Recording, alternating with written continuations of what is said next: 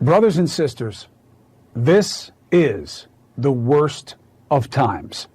The reference is not a nod to A Tale of Two Cities. We are all together in a single world of pain. We've never had more starving from a pandemic in modern times. Today, more died from this virus than on any single day before. And yet, it will now get worse. Partisans with poisonous intent are trying to create a crisis on top of a crisis. This moment will be remembered for what happens next. And I want to be on record to you and to all, as an American, as a journalist, and as an officer of the court.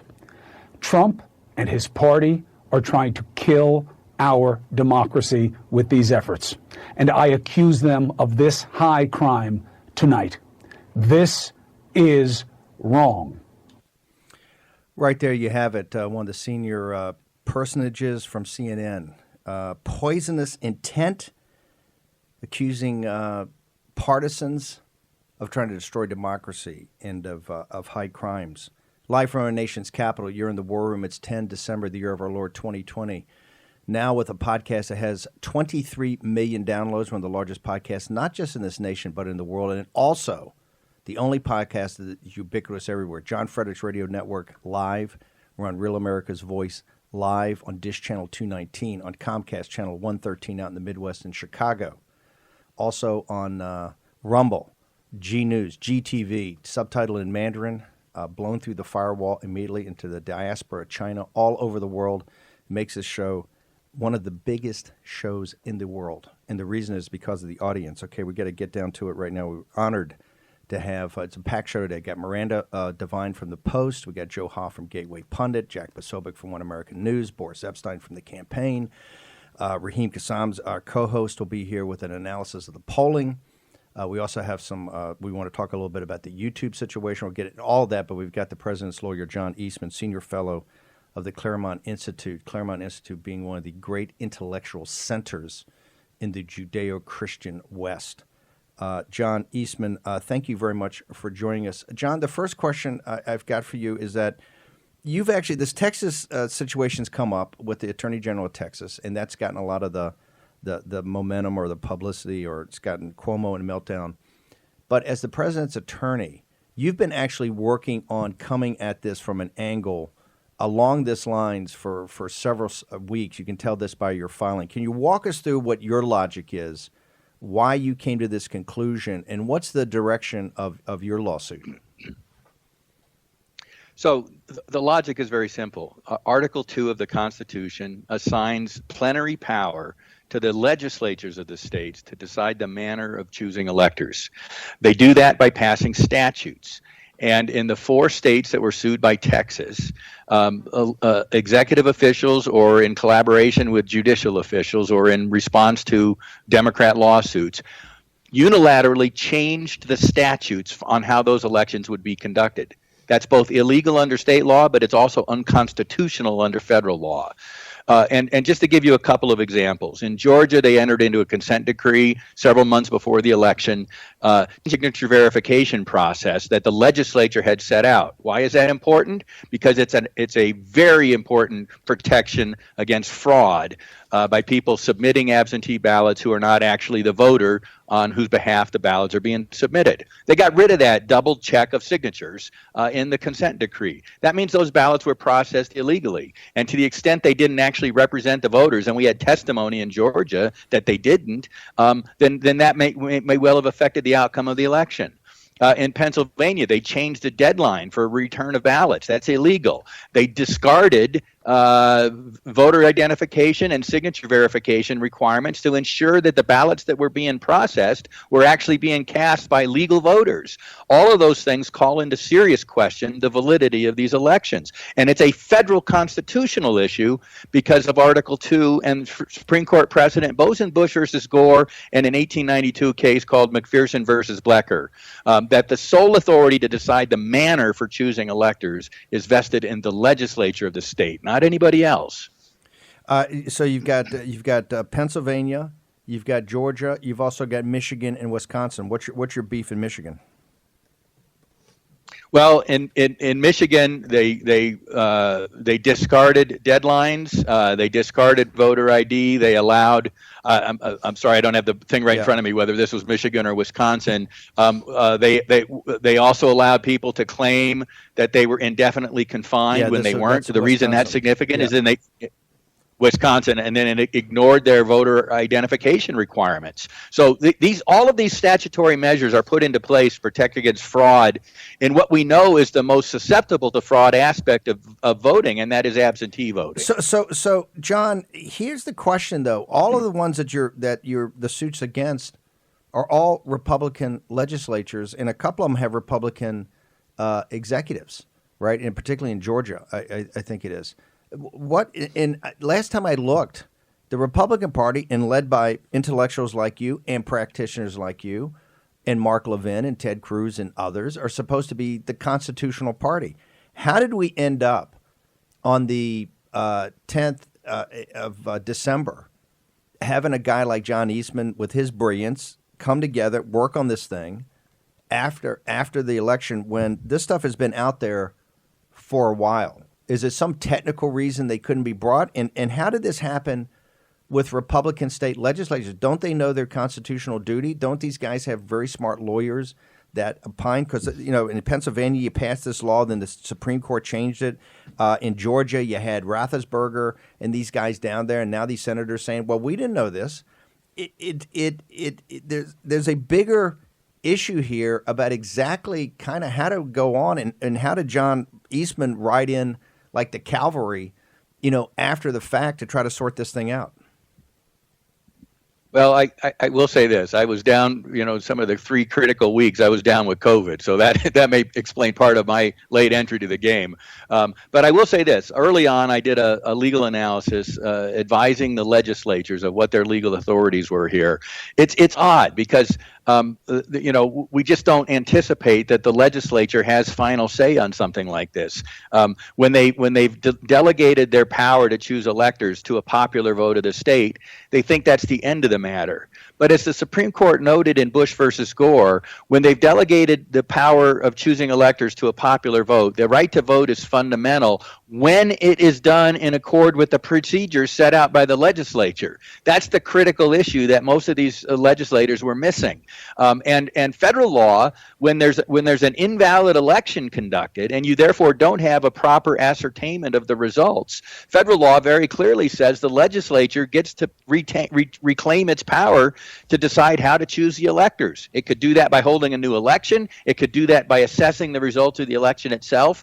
But these are powers that haven't been exercised by legislatures for a very long time, and I think they've kind of gotten forgotten in the dustbin of history. So you had Paxton and you had the team down in Texas coming out in a slightly different angle. Why do you merge these two? Why did you intervene? I think there's 18 states now, but those 18 states are writing, correct me if I'm wrong, amicus briefs. I don't think they've come in to the lawsuit technically. You actually have. You're now, I guess, a co-plaintiff, or you've intervened. The president's counsel in his suit has intervened. Number one, why would you combine? And number two, shouldn't the other states pile in here and do more than just cheerlead from the side and write amicus briefs? Well, I understand there are lots of conversations swirling around about just that question. Look, why Texas or why the states? The Constitution gives the Supreme Court exclusive and original jurisdiction over suits by states against other states. That's supposed to be a mandatory jurisdiction that they take up an original matter.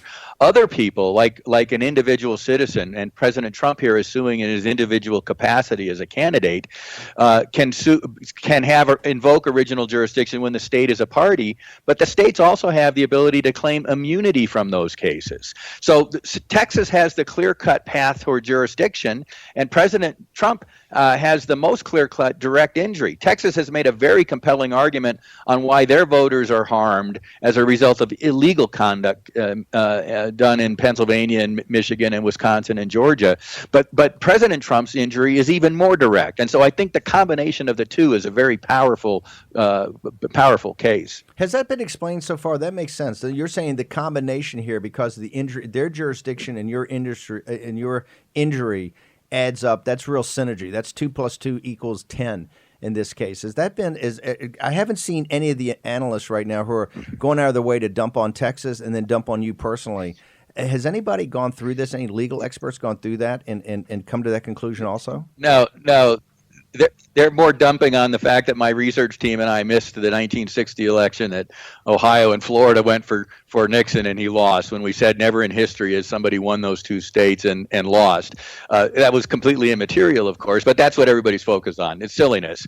The other significant point of these lawsuits, and I will say this: the Supreme Court has I think, incorrectly, but said that they, even on state litigation, they get to decide whether to take those cases. And so Texas technically has a motion for leave to file its bill of complaint, and we technically have a motion for leave to intervene.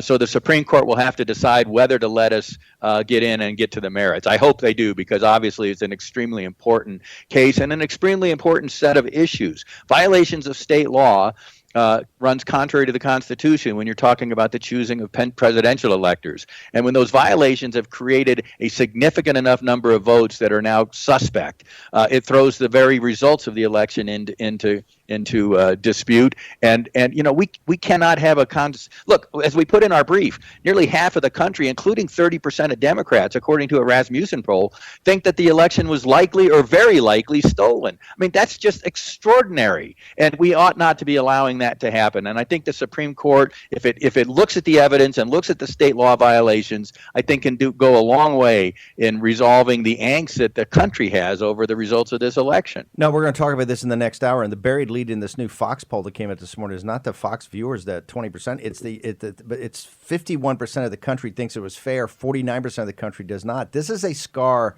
that will not heal right now. And this is why we've said from day one, Joe Biden and his team, if they want to unify the country, they have to start working with people like you to get to the bottom of what actually happened here. John, can we have you hold? We're going to go through a short commercial break. Can we actually have you hold over for a minute? I got a couple more questions. One question, though. We got about a minute in this segment. The Supreme Court, I think, is the states that you are suing have to. Is it 3:00 this afternoon to put their counter? Is that the time frame? 3:00 Eastern time this afternoon, yes, all for the 4 states. And what do you anticipate is going to be filed at that time? Well, I think they're going to urge that, the court to decline jurisdiction, saying there's nothing here, there's nothing to see here. Move on. But the fact of the matter is, can they argue that the pandemic and the COVID, and you obviously know how serious this is, that the pandemic caused emergency power, so this was all done in some emergency measure? Well, the emergency powers, as the Supreme Court has now said in a couple of important COVID-related cases, doesn't give you the right to ignore the Constitution. And I think that's true here as well. It was very easy, if they thought they needed to have an emergency alteration to their state laws, to ask the legislature to pass it. And the Democrats did that in some states. But when they didn't think that the legislature would go along, and this is trying to fulfill a long-standing dream of Democrats, to just flood it with absentee ballots, so the fraud is hard to prove. Okay.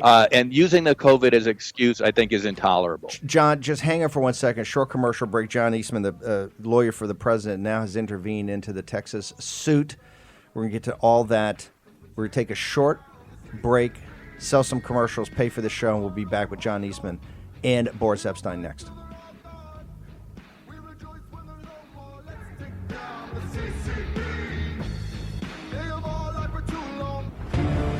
War Room Pandemic with Stephen K. Bannon. The epidemic is imminent. We cannot let this demon hide. War Room Pandemic. Here's your host, Stephen K. Bannon. Maggie Vandenberg is our co-host. She's in studio, back from the West Coast, on assignment, and now she's got a lot to report. We're going to get to Maggie a little later in the show. I want to return now to John Eastman, the president's lawyer, in this amazing lawsuit that's been dropped and kind of combined with the state of Texas lawsuit. John, you said before the break that there's discussions going on. Walk the audience through what's the difference between kind of being a cheerleader from the side and supporting and writing amicus briefs, and actually coming in as to intervene like the president did as an individual, as a candidate. How important is that for other states? Because right now you have basically a third of the states of the country have somehow shown support. What's the difference for our audience in actually coming in and joining into the suit versus just writing an amicus brief? Well, the more states you have in it, the more serious I think the court recognizes the case is. And so in intervening sends a message about that much stronger than just an amicus brief. An amicus brief is important, don't get me wrong, and the arguments they make will be important. But actually being parties to the case, when it just expands the number of people who have claimed injury as a result of the illegal conduct that occurred. We have been, and you're an expert on this, but this pandemic and the Democrats' use of this to get to their nirvana for them, which is mail-in ballots. Do you believe we're hurtling towards a constitutional crisis, or are we already there? We're already right there. Look, we've known for a long time that there's illegal voting in a number of elections, and in close elections, it often makes for the difference. People have not taken this kind of concern seriously, but absentee balloting from the Carter Commission, the Carter-Baker Commission, after the 2000 election, absentee balloting is a huge risk for fraud, and people that would look. I mean, the amount of power and the amount of money that results from elections is just so great. The notion that people on at least one side of the aisle wouldn't be committing fraud is where it would be a surprise. But the question is, can in a democracy where the vote of the people has to be the thing that controls the direction of government, can we allow that fraud to persist? And I think what's happening here is the first serious pushback we've seen in decades. I wish that it happened years ago. But we know, for example, that when you've got evidence that there are more absentee ballots than absentee ballot envelopes, somebody dumped a pile of ballots in to the system. When you've got evidence that at 3 o'clock in the morning there's a massive dump of 100% or 98% for one candidate and almost nothing for another, that's pretty strong evidence of fraud. The statistical analysis here tell us that 1 in a trillion chance that some of these things actually happened. So the pervasiveness of this is just stunning, and the fact that President Trump and others are pushing back on it to expose what we've all known has been going on for a while. Look, how many have laughed about dead people voting in Chicago? Well, the fact of the matter is that's illegal, and yet it's been going on. How many have laughed about the fact that people moved out of Las Vegas and 6 months later are still voting in Nevada? And maybe casting double votes in the state where they went. We've got evidence of more than 20,000, I think is the number in Georgia, of people that had voted well after they were legally allowed to vote because they had moved. So these are the kind of frauds that call into question the very nature of our elections and therefore the control of the sovereign people of their government. John, there's a lot of people on the left in the mainstream media, Cuomo and all the guys at CNN, they're dismissing this. They talk, which is to us always a tell, when they don't want to get into the details, that they're afraid. But they're dismissing this, the court will never take it up. My question to you is that we're going to see in the next 24, 48 hours whether the court takes this up or not. But how can the court not take this up? If they don't take this up, this is going to be in hangfire. You guys have presented, and I'm not saying the evidence is 100% correct. That's what a trial's for. You've presented overwhelming evidence from your point of view that changes, and the constitutional questions. How can the court, if the court does not take this up, we're going to kind of be in a permanent constitutional crisis till somehow this thing gets sorted out. There'll always be a cloud over 2020 where half of the nation sits there and says this was stolen. How can the court not take this case up? Well, not only how can the court not case it up, but I would think that Vice President Biden would want to take it up as well. I mean, if it's really true, as they keep saying, they repeat it often enough. It's like the old story. If you repeat the big lie often enough, people will start to believe it. They keep saying, despite the evidence to the contrary, the hard evidence to the contrary, there's no evidence here of any fraud. Well, that's just nonsense. There's lots of evidence. And you would think it was as much in their interest to get to the bottom of it. If it was not significant enough to have altered the results of the election, then they should be jumping on board with President Trump and Texas to say, let's look at this stuff seriously, because we will be deemed an illegitimate president if we win under these circumstances. We have got to get to the bottom of this. And anybody that had faith in the election system and wanted to make sure that it was a fairly and legally conducted election should be joining in that effort, not opposing it. We had the safe harbor on Tuesday. We have the Electoral College is supposed to meet on in the different state capitals with the electors on Monday. Can you, last question, anticipating the timing here, do you have any idea when the court after 3 o'clock today get the information from the states that you guys are going after? Do you have any anticipation of how long this is going to take for them to make a decision whether they take this up or not? I don't know the answer to that. Obviously, setting the return deadline for the defendant states of 3 o'clock today was very significant. They're taking it seriously, and they're taking the timing seriously. But look, if we have slates of electors that cast votes on December 14th that are illegally certified, I think the court can still remedy that all the way up to the joint session of Congress on January 6th, and even up to the constitutional deadline of inaugurating a new president on January 20th. John Eastman, how do people follow you during the day? Do you have Twitter, Parler? How do people get access to you? Oh yeah, I've got a Twitter account. It's gone crazy here. Dr. John Eastman. People can certainly send me any suggestions they have. We want everybody to sign up and follow. And I've got an account on Parler. As well. I think it's just John Eastman. I forget what that one is. We'll put it up on the screen in the next segment. John, thank you very much for taking time. I know you're very busy today. Thank you. Thank you very much. Take care. The cavalry finally arrived. Okay, Boris Epshteyn. Boris has been the guy day in and day out hammering away with Rudy Giuliani, Jenna Ellis in this fight across multiple states. Boris, you just heard, and I knew that Eastman had been working on this and the team had been working on this for weeks and weeks and weeks. It's come to fruition. But I want to go back to the particulars, Boris, of where you guys are focused on, and particularly in Georgia. I believe actually there's a hearing that's going to start at 10:30.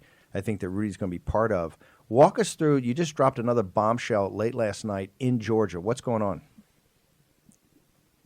Georgia, the hearing starting at 11 a.m., and the one and only Mayor Giuliani is going to be there.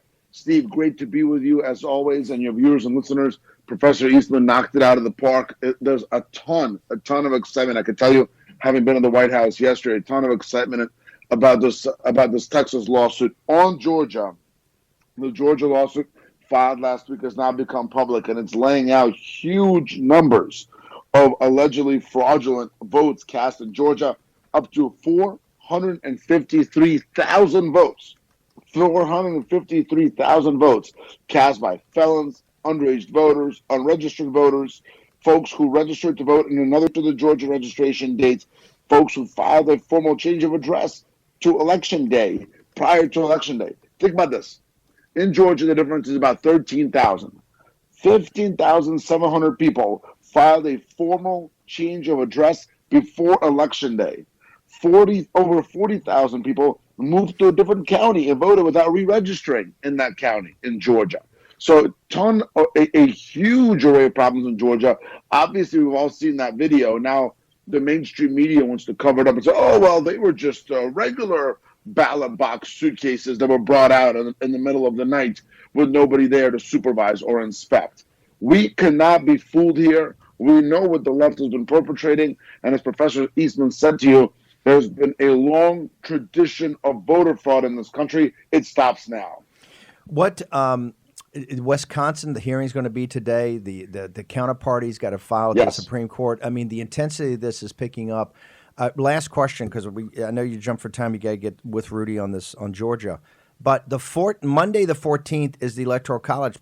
Professor Eastman said, hey, if these things have come together illegally, it doesn't matter. We're going to blow through that date. We're going to blow through the 23rd of December. We're going to blow through the 6th of January. The only thing the Constitution says is high noon on the 20th. And even the high noon on the 20th, the worst case there is that the Speaker of the House is the acting president until one of the two individuals that got electoral votes, either Biden or Trump, is selected president in some contingent election. So from your perspective as one of the leaders of this effort for the president, to walk us through it, are you guys just powering through this thing all the way to January 20th? Well, I like to remind people that everyone was saying that this December 8th date was set in stone. It was the Holy Grail. And as I said to you on the evening of December 7th, it doesn't matter. Well, guess what? December 8th came and went now 2-3 days ago. And here we are continuing to power through. And a new major lawsuit has been filed, the one by Texas, with other states now joining and supporting. I'm going to bet you the same thing is going to happen with December 14th. And the first real substantive date, as Professor Eastman said, is that January 6th, but really that is not nearly as hard of a date as that date of January 20th at high noon. And again, as you point out, the Constitution provides for contingencies in that case as well. The point here is not about dates. It's about making sure this election is won by the person who got the most legal votes in the states, who gets the most electors based on the most legal votes. That is the point of what we're doing. That is our mission here, and I believe it's a righteous one. Okay, Boris, we got about 15 seconds. How do people follow you during the day on Instagram and Parler and Twitter? My Instagram continues blowing up, Boris_Epshteyn, at Boris EP Twitter, at Boris Parler. God bless, rock and roll. Okay, good luck today in Georgia, also Wisconsin. Okay, we're going to be talking about Wisconsin specifically. Jack Posobiec, One American News, is going to join us after the break, and we're going to go up to Beth Page to the protest about where is this trailer with the ballots. Next.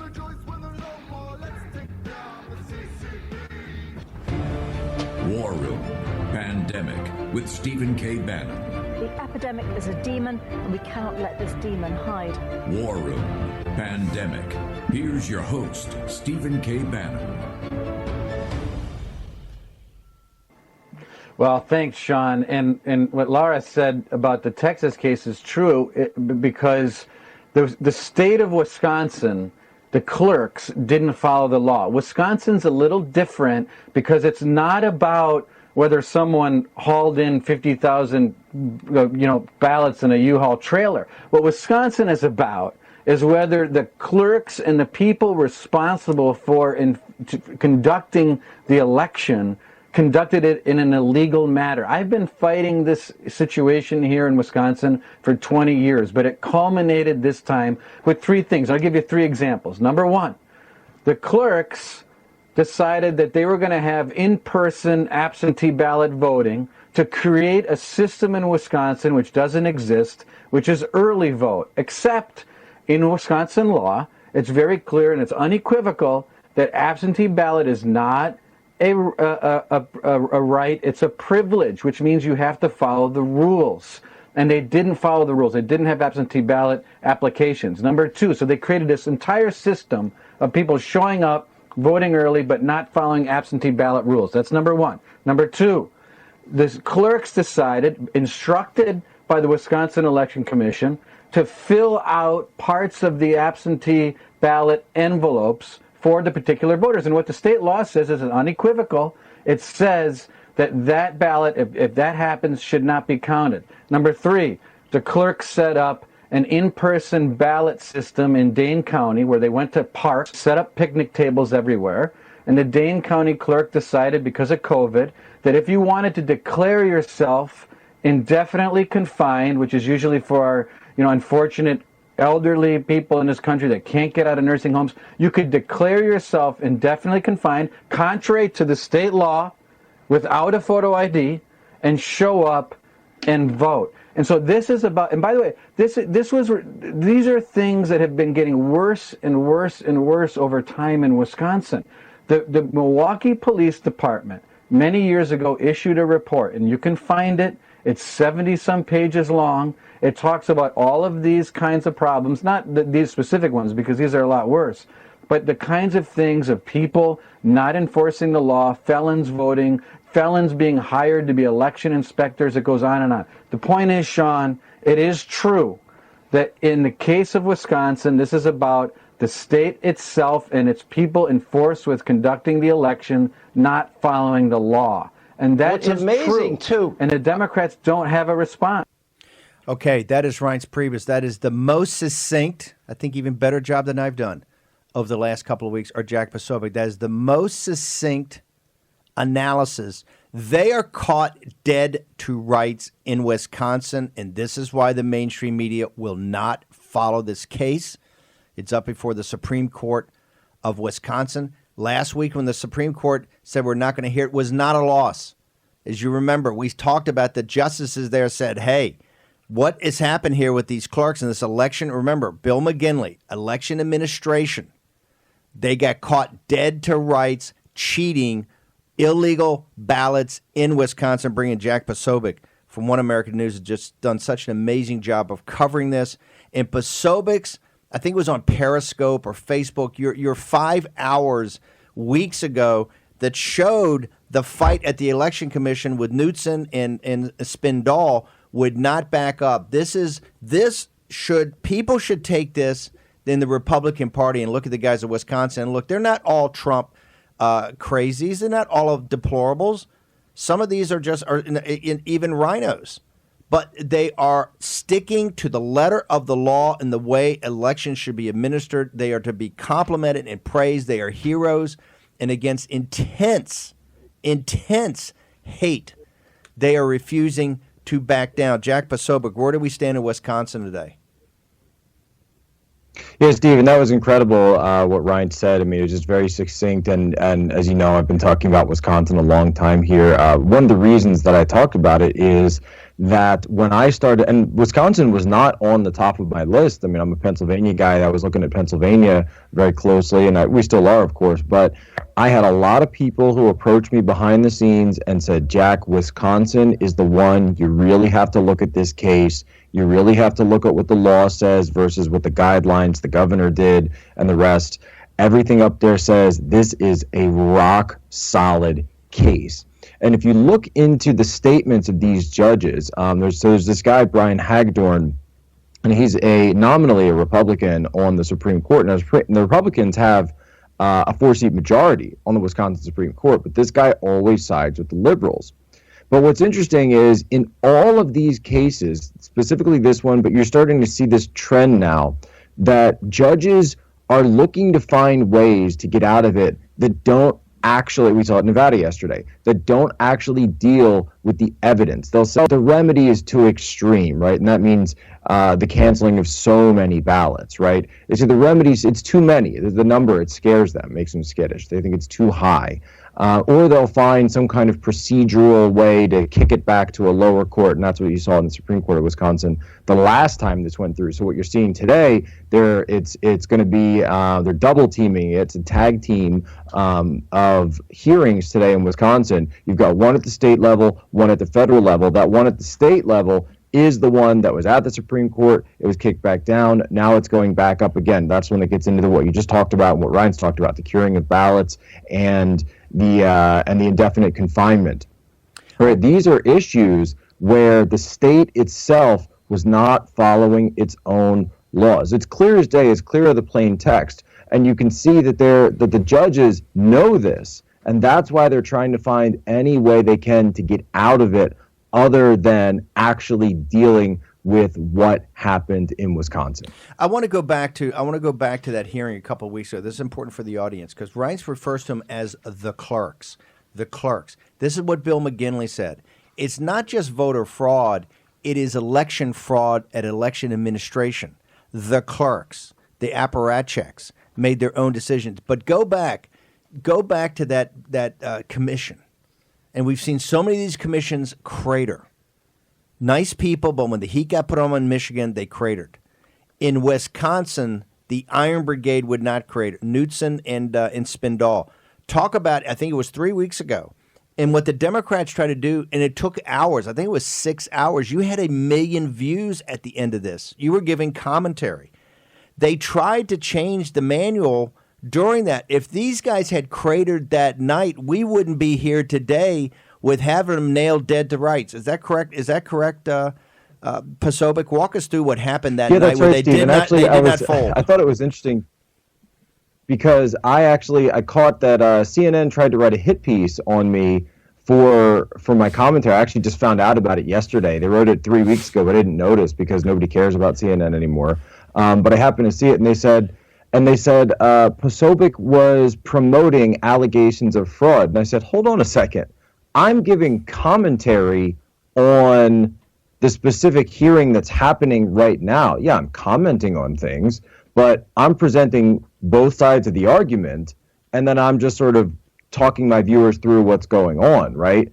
I'm not alleging anything, but they were so scared of that view count that I got, the million viewers, because it's so much more viewers than they're getting these days, that they said, well, we've got to do something about Posobiec. We've got to do something so just in case our readers don't watch it. And that's really the way the media is split right now. It's their side versus our side. That's why, when the Hunter Biden news breaks, everyone on our side knows about it because we've known about it for months. And everyone on CNN side is, why would Hunter Biden be under investigation, right? So when you look at what happened in that Wisconsin hearing, Bob Spindell and Dean Knudsen stood tall for the rule of law by simply citing the laws, the statutes, back to them, chapter and verse. And every time that these liberals tried their virtue signaling, moral high ground, social justifying ways at them, they said, look, that's one thing, but we're going to put that over here. You didn't follow the law. You didn't follow the rules. You can't just change these things. You know who else said that? That was something that Alito and I believe Gorsuch wrote in very recently in one of those lockdown rulings that came down on Cuomo. Look, you can't just change the law and go beyond your mandate as an executive official, okay? We have these laws for a reason. You can't just make them up. You can't just use a pandemic to create all sorts of new statutes that don't exist, right? We do these things in a limited fashion. You have these powers, you cannot override them. And this is checks and balances, Steve. This is basic checks and balances. So we're going to need the judicial branch here to step up a little bit and say, look, guys, these executives went far beyond their legislative mandate. It's time for you to roll it back and put them in the place where they're supposed to. We have elections in this country for a reason, and the reason that we hold these elections the way we do is called following procedure, making sure everything is done on the up and up. If this type of stuff was going on in Venezuela or Belarus, Mike Pompeo and the rest of the State Department would rightly be calling them out. Let's go to the math. There's a story up about Fox viewers, 20%, but the buried lead, and I think it's a Daily Cause online poll they're quoting from, only 51% of the American people now think this was fair, and basically the country split 50-50. Where do you see this math going as more, particularly as the argument for Wisconsin comes out, if the Supreme Court takes up the Texas and the president's case? Where do you see this going as far as the nation becoming awakened to the fact that this was stolen? Well, Steve, we've seen a balkanization of American media in the past 4 years, and now we're seeing a balkanization of opinion on this election. And this is a huge issue for us as a country. Half of the country is saying that, yeah, Joe Biden might look like he's up for inauguration, but we don't know if he got there right. It's like when the Astros won the World Series, but then we found out that they were stealing signs, right? They got the rings, but should the rings be given back, right? And there's a big problem with We're not debating. We're going to get to the YouTube part of it in the next hour with Raheem. We're not debating the fact that, hey, we had the safe harbor. All the states, I think officially designated this. Our complaint, our big issue has been about these Republican states that haven't done that really haven't fulfilled their fiduciary responsibility, done their due diligence on exactly what's happening. Because now, and in Wisconsin, a perfect example, it's at the Supreme Court, and they're still arguing about it. Right? It jumps in here today. Jack, we got about a minute. Where do you see Wisconsin going today? I think today that you are going to see Wisconsin have to face some hard truths in these hearings as to what went down. And we're going to see whether or not these judges are actually going to side with the own laws of their state, or if they are going to legislate from the bench or go beyond their mandate as judges to execute the laws, to interpret the laws and apply the laws. And I think that if you see that specifically in Wisconsin, you will have to side with the rule of law that says they did not follow the statutes in terms of this election. There's going to be a huge asterisk on this. Wouldn't be surprised if they kick it back to the legislature. You've already seen a couple of rumblings like that. Okay. Jack Posobiec, how do people get to you during the day? Twitter at Jack Posobiec, JCKPOSOBIEC, same at Parler, and also now on Rumble. How's the baby? Baby's amazing. He's kind of chill. He's actually really chill. He's been pretty quiet, and he loves the Christmas tree. Loves the lights. Takes after his mom, no doubt. Okay, short commercial break. Thanks, Jack. Totally. Thanks for taking time away to join us today. Okay, we're going to New York. Where is this trailer? YouTube, help us. Help us find this trailer. That's what we want to do. We want to find the trailer from the Postal Service. Next.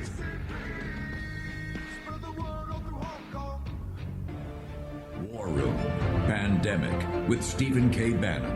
The epidemic is a demon, and we cannot let this demon hide. War Room Pandemic. Here's your host, Stephen K. Bannon. And here's my co-host, Fog City Midge, who's now back in the saddle again after taking some time on the West Coast. Walk us through. The President of the United States is lighting up the Secretary of State of Georgia, is he not? He is. He tweeted, people are upset, and they have a right to be. Georgia not only supported Trump in 2016, but now. This is the only state in the Deep South that went for Biden. Have they lost their minds? This is going to escalate dramatically. This is a very dangerous moment in our history. The fact that our country is being stolen, a coup is taking place in front of our eyes, and the public can't take this anymore. And then he attributes this quote to a Trump fan at a Georgia rally on OAN. Okay, the great Lynn Wood put out a video. He's saying that the Georgia's corrupt Secretary of State has declined to testify at this hearing that's going on starting at 11 o'clock in a few minutes. That's what Boris Epshteyn had to jump on. Rudy Giuliani's going to be there. The Secretary of State of Georgia has declined to testify in front of the Georgia House today. Wow. That's where we are right now with these corrupt Republican officials. I want to go now, talk about corruption. I want to go now to an American citizen, another hero, Shawn Farash, up in Bethpage, New York. Shawn, you're the organizer of a rally that's going to take place outside this postal center today in Bethpage, New York. Why? There's going to be hundreds of people there. Why are people outside of a postal center in Bethpage, New York on a beautiful December day when the holidays are here? What are you guys doing besides causing trouble? Well, we're known as the loud majority. We're not silent anymore, and we heard the story with the whistleblower Jesse Morgan, who took a truckload of about 280,000 ballots from Bethpage, New York to Harrisburg, Pennsylvania. We saw his sworn testimony, and nobody has debunked it yet. And obviously it would be pretty easy to do so with cameras and whatnot at these loading docks. A trailer full of ballots for Pennsylvania was shipped from New York and then disappeared in Pennsylvania. So as the loud majority does, we make a lot of noise when we want answers. We, the people, demand answers, transparency, and we want to preserve the republic that we love. And in order to do that, we need to make sure that we're voting in free and fair elections. We're calling on the FBI to look into what happened here, because this has gone beyond just an irregularity. This is something that could compromise the security of our elections, not just now, but in future years. And if we can't have confidence in our elections, we can't have confidence in our republic, and the America that we know and love will have been lost, and we will not let that happen, certainly not quietly. So, Shawn, let me ask you, you're at the Postal Center today in Bethpage, and nobody can figure out what the heck. Jesse picks up his trailer at Bethpage, packed with ballots, 144,000 to 288,000, I think is the approximation. He's driving all over Pennsylvania. He can't get guidance, and then the trailer ends up missing. And all the investigators, as Jesse's reported on this show a couple times, all the investigators are all over, hey, Jesse, really, how did you meet Phil Klein and the Thomas More Society? How'd you get on national TV? Why are you doing stuff like on War Room instead of helping where to find where the trailer is? Today you're at the Postal Center. Have postal officials, have you reached out to those guys, and are they being cooperative and trying to get to some answers so that citizens in New York and around the country that are outside there protesting get some sort of feeling that somebody's taking this seriously? No, well, obviously the common theme here is nobody's asking the right questions, and that includes the mainstream media. Nobody's asking the right questions. Nobody's trying to get to the bottom of what happened, except for we, the people. We, the people, are the only ones that are at a plate and trying to get these things done. Folks like yourself, this wonderful podcast and everything. We just heard Jack Posobiec, all of the wonderful conservative media, given the facts. We're trying to get to the bottom of this because we care. These people, the media and a lot of these officials that, we're trying to get answers from, it just seems like they're so complicit that they want to just cover it up and gaslight their guy into the White House. Again, we're not going to let it happen. We have had no communication or cooperation from authorities. So we're going to get outside of that postal center, that distribution center today, 288 Grumman Road West, Bethpage, New York, from 4 to 6 p.m. We're going to be outside there demanding answers, showing people that, yeah, we're in a blue state. Doesn't matter. There's still a lot of supporters. We took 10,000 cars to Montauk Point in October. Our same group, loud majority. We want answers, and we're going to make a whole lot of noise until we get them. And you're either going to cooperate or you're just going to keep hearing from us. And, eventually the will of the people can't be denied. This is America. If we do not consent, we will not comply. We are supposed to be governed by the people. We're not supposed to live under some tyrannical rule, which is unfortunately what's been going on. So we're upset and we want answers. And that's what we're ultimately looking for. Someone's got to take this seriously. The FBI's got to take this seriously. We're taking it more seriously than the people who are supposed to be enforcing these election laws, and that's a shame. But we're trying to right the ship here, and that's exactly what the point of today is. The War Room's going to be live. We're going to go to live at 5 o'clock to this rally. Give details again. Anybody that wants to join you, any citizen of any party, any race, religion, creed, this is about being American citizens standing up for free and fair elections. Shawn, how did they get access to you to find out more about this protest if they want to come down and either participate or just observe? Sure. So you could find us on Facebook. The group is called LILM 2.0. The problem is we're getting censored heavily on Facebook. So the best place to find us is a website called ourfreedombook.com. We're there under Long Island Loud Majority. We're also on Parler and Twitter at LI Loud Majority. My personal handle, Parler, is at Shawn, SHAWN, Farash, FARASH. Twitter, same thing. It's just Shawn _ FARASH on Twitter. And then Instagram, you could find us at Long Island Loud Majority. We'll also be live streaming at youtube.com/Long Island Loud Majority, straight through, no spaces, and you'll be able to see it. If you want to participate, 288 Grumman Road West, 4 p.m. to 6 p.m. tonight, peaceful protest. What we've been doing for the last 13 weeks, and we want this to be as loud as it's ever been. Okay, Shawn, we're going to get all that and put it up in the live stream and hashtag War Room Pandemic. We will help drive a crowd there. This is very important. A peaceful yet loud protest in front of the Postal Center. Shawn, you're an American patriot, an American hero. Keep up the work. Thank you so much for having me on. I appreciate it. Thank you. Shawn Farash. Okay, we're jammed for time once again, so what we're going to do is take a short commercial break. We're going to set the next episode, bring Raheem Kassam in, talk about YouTube and also about the polling. Also, Joe Hoft from the Gateway Pundit, one of the best sites out there. His brother, Joe Hoft and Jim Hoft, just killing it out in St. Louis. Joe Hoft he's a former banker, a financial analyst. He's looked at Arizona and said, something does not make sense here. Something does not make sense in the math. Maggie Vanderberg, Fog City Midge, be my co-host. Will join me for the second hour. We're going to get Jack Maxey talking about his favorite, the hard drive from hell of Hunter Biden, and of course Miranda Devine from the New York Post, the one who started all in motion. All next hour. War Room Pandemic.